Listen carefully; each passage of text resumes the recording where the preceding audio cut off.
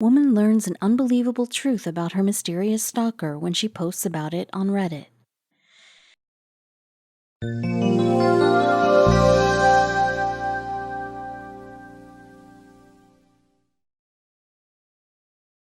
Jessie H was living an ordinary life until she started getting stalked by a mysterious person.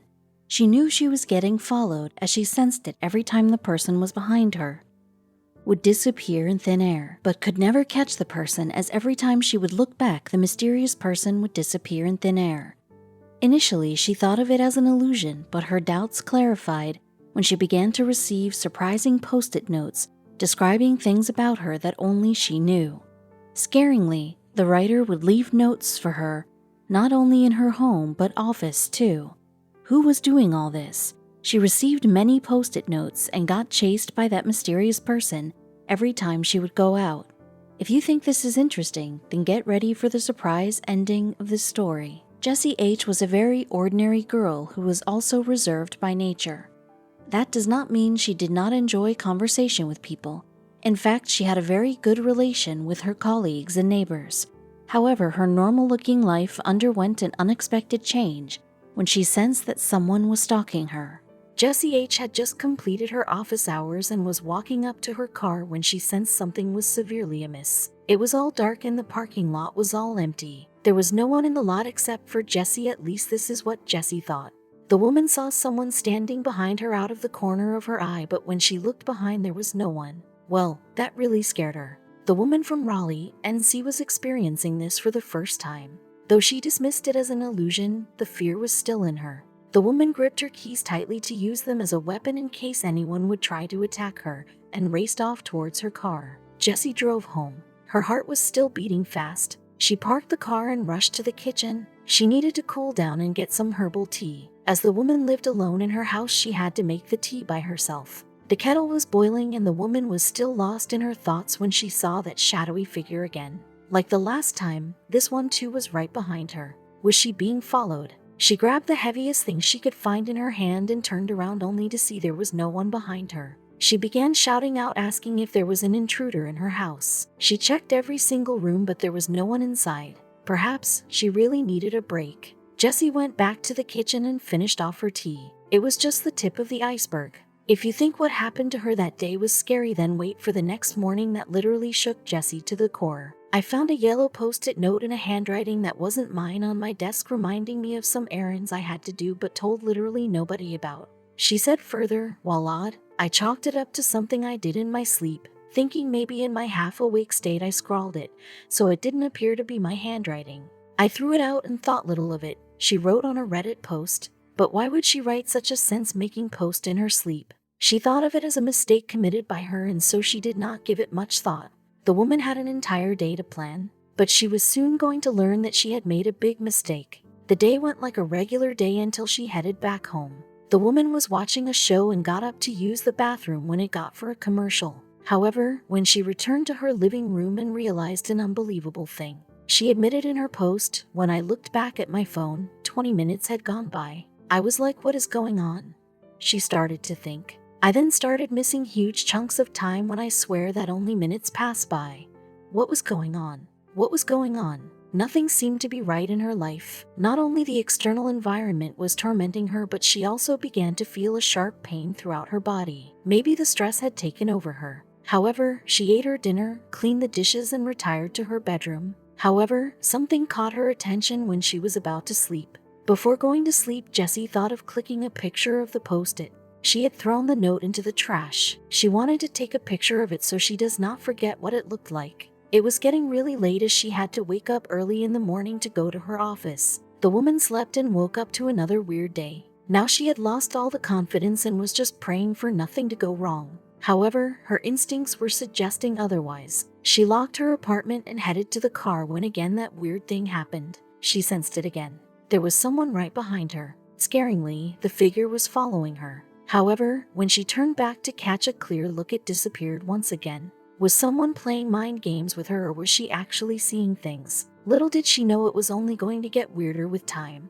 The day at the office went normally. Luckily, she did not come across any weird situation. The work was done and now it was time to head back home. The woman got stunned when she saw another note.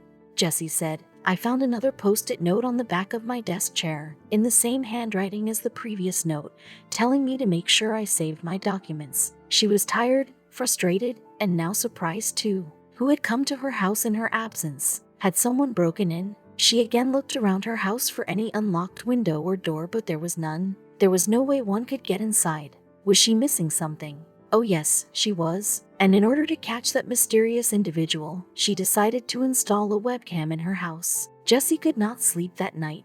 Even though it was cold, she was damped with sweat. The sleep had escaped her. Clearly, she was very tired but feared if she would go to sleep something bad would happen with her. She kept the phone close to her in case anything bad happens. The woman was still struggling to sleep when her alarm went off. The night was over. She had to get up to go back to her office. Jessie had not slept the whole night, so she was still very tired. Despite her tiredness, she had to go to the office. The woman entered the bathroom to take the shower, but when she came out and saw the time in her phone, she could not believe her eyes. Many minutes had passed by. It seemed to her as if the time was running. No matter how much trouble she was in, the woman managed to get to work. However, her body was not able to take it any longer. As soon as she stepped in her office, she felt a sharp pain running all over her body. Not only that, her vision too got affected. She began to see colorful spots all around.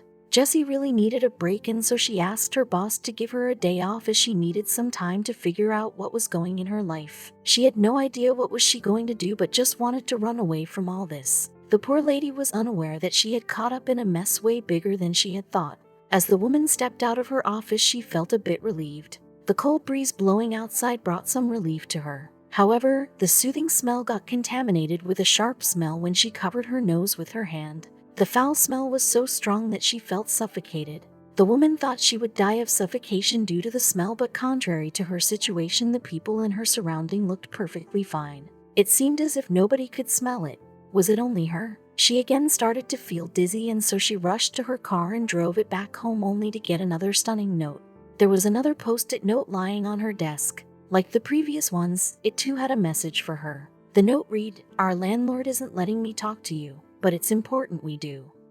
Who was doing all this? There was only one way to find out. She decided to check the recordings of the webcam footage. If someone had entered her house, that must have got recorded in her webcam. She opened her laptop and looked for the footage. There was a folder named webcam on her desktop in which the footage was saved. "They were just saved straight to a folder on my desktop called webcam," said Jessie. Now she was just a click away from finding out who was playing these mind games with her. "I immediately checked the webcams folder on my computer and found nothing from the night before, but my computer's recycling bin had been emptied, which I am certain I did not do recently," indicating someone had noticed the webcam and deleted the files. Losing track, next day she decided to start afresh. She checked the time on her iPad. The time was 8:13 p.m. She had a lot of time on her hand, so she went to the shower while playing a song. She decided, okay, I have to be out of the shower in the next 13 minutes.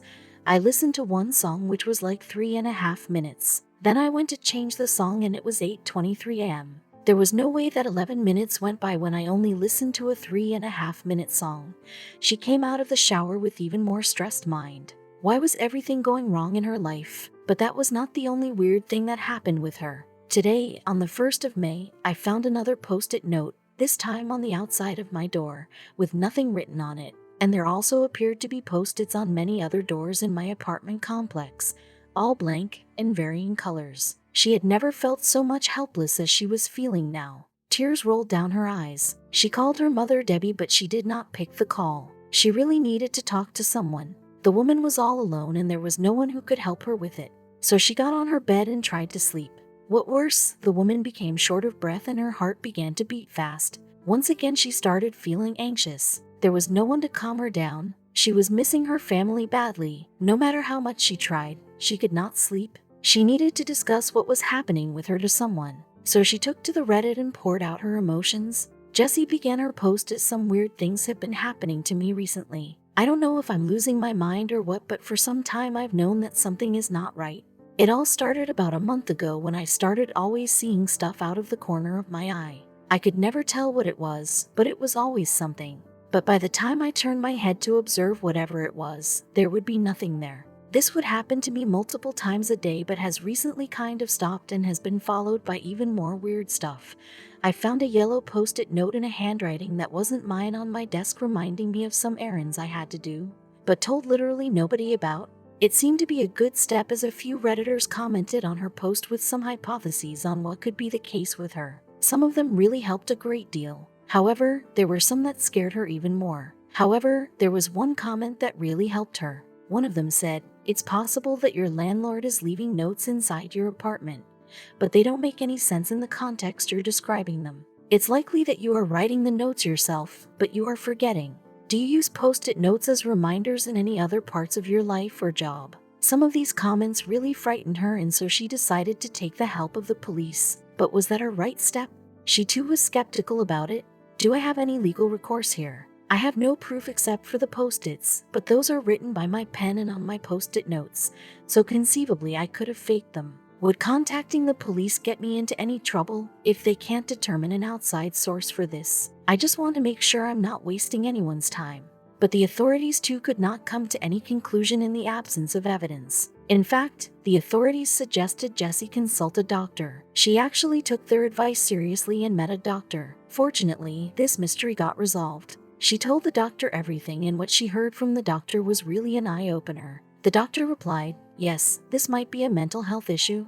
You might be experiencing some sort of dissociative disorder, or it might be a physical problem. You mentioned that you have a very unusual narrow bedroom with no windows. Is there a chance that you are not getting enough ventilation when you sleep, or that there is a carbon monoxide leak in the building? A cheap co-detector is a fast way to find out. You'll also have really bad headaches." Jessie had not imagined that all her symptoms would be related to something undetectable like carbon monoxide. She would have never figured it out if it was not for the Redditors who suggested her seeing a doctor. Right from the hospital, she drove towards a shop to get a co-detector. The woman switched it on the moment she entered her house. Once she installed it, the machine kept on beeping. She could not understand what was going on. Perhaps she had bought a defective piece, and so she took it to the customer support rep, who told her a surprising thing.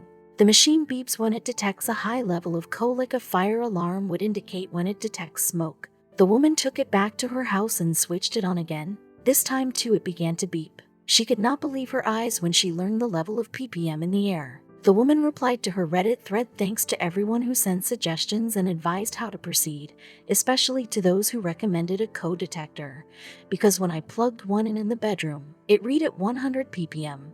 So, it was pretty clear now that all the mess in her life was related to co-poisoning in her house. The woman would still have been facing those weird situations had she not shared her problem on Reddit.